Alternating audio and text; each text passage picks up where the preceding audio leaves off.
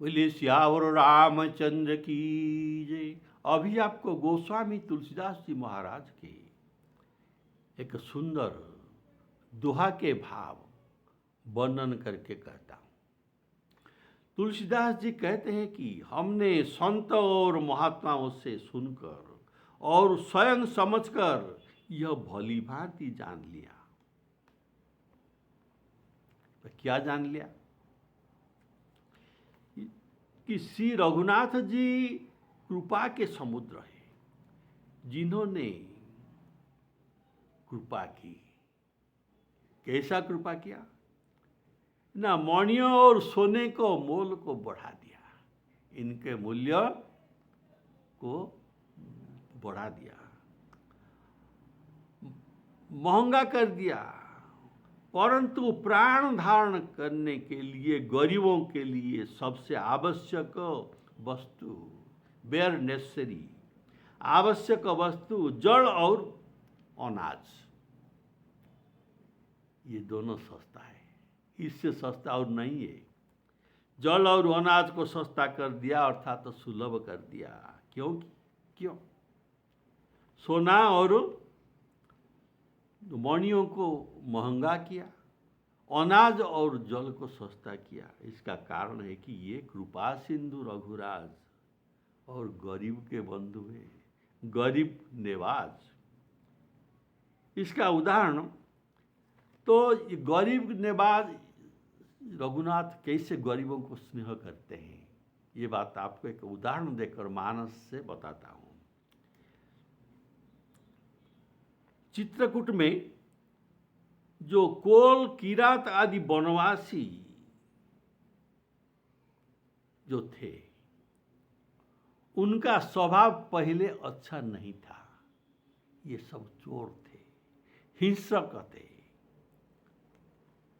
और जो उस रास्ते में निकलते थे इनको लूट करते थे। इनका घर में अगर कुछ बासन, कुछ बर्तन मिलता तो, कुछ वस्त्र भी मिल जाता तो उसे भी चोरी करके ले जाते थे। तो ये इनका वचन राम जी को कहते हैं, प्रभु आपको दर्शन करके हमारे बुद्धि बदल गया। ना कैसा बदला? प्रभु हम पहले चोर थे, आपको देखकर हमारे स्वभाव में परिवर्तन आ गया।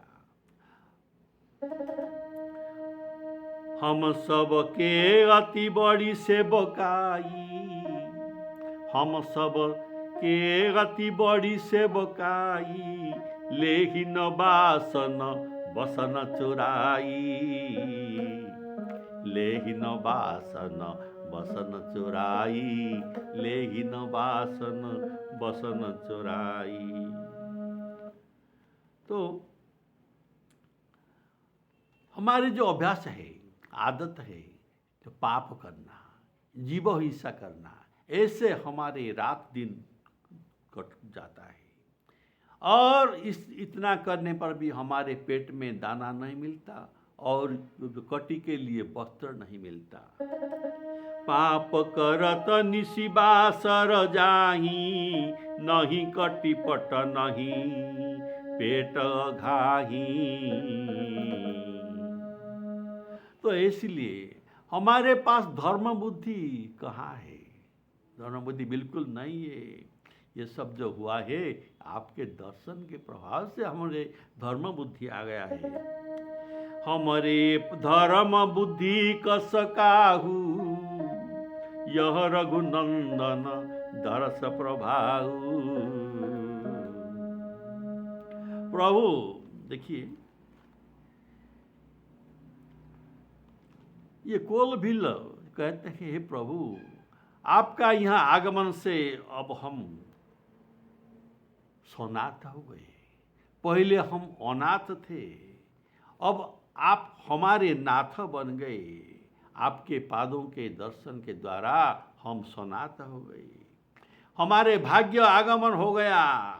इसीलिए आपका आगमन वन में हुआ, हमारे भाग्य उदय होने पर आपको वन में आगमन हुआ। अब हम नाथ सनाथ सब भये देखी प्रभु पाय,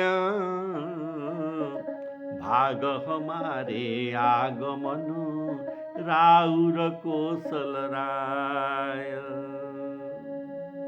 हमारे ये वन, ये भूमि, ये पहाड़, ये सब धन्य हो गया। आप जहाँ जहाँ पाद देते हैं ये सब जगह धन्य हो गया। हमारे पक्षी धन्य हो गए, हमारे मृग पशु पक्षी सभी, सबका जन्म आपके दर्शन करके सफल हो गया। धन्य विहंग मृग कानन चारी, सफल जन्म भये तुम ही निहारी। और धर्म बुद्धि उदित होने के कारण ये कहते हैं, प्रभु हम परिवार समेत आपका सेवक बन गए। आप अयोध्या से सेवक को छोड़कर आए हैं, लेकिन ये बात मत सोचना, हम सभी कुल बिल आपका सेवक है। आपके हम रक्षा करूँगा। आपके पास बाघ, हाथी, भालू को पहुँचने नहीं देंगे। हम रात दिन आपका सिक्योरिटी देंगे। हम सब भांति करब सेवकाई, करी के हरियहि भाग बराई। ऐसा हम आपके सेवा करेंगे। और ये वन के अंदर जितना जगह के पग पग पर हम उनको जाना है, तो कहाँ शिकार मिलता है, कहाँ झरने हैं, कभी प्राकृतिक दृश्य, ये सब आपको हम घुमा घुमा कर सब दर्शन कराऊंगा। तह तह तुम ही अहेर खेलाऊब, अहेर अर्थात शिकार, सर निर्झर जल ठाऊ देखाऊब, हम सेवक परिवार समेता, नाथ न सकुचब आय सुदेता। हे नाथ, हमें आदेश देने के लिए कोई संकोच न करना, जो आदेश आप दे सकते हैं। देखिए, इतना बात ये सब कह रहे हैं, लेकिन प्रभु कुछ उत्तर नहीं देते। ये प्रेम से सुनते हैं कोल किरातन के बाद। क्योंकि कैसे सुनते हैं? जैसे छोटे बच्चे का बात बाप प्रेम से सुनता है, ऐसे उनके वचन में उनको प्रेम आ जाता है, प्रेम आ जाता है। ऐसा तो इनका स्वभाव है, इनको प्रेम प्यारा लगता है। राम ही केवल प्रेम पियारा, जान ले जो जान निहारा। राम ही केवल प्रेम पियारा, जान ले जो जान निहारा। उन्होंने अयोध्यावासी सहित जब भरत जी के साथ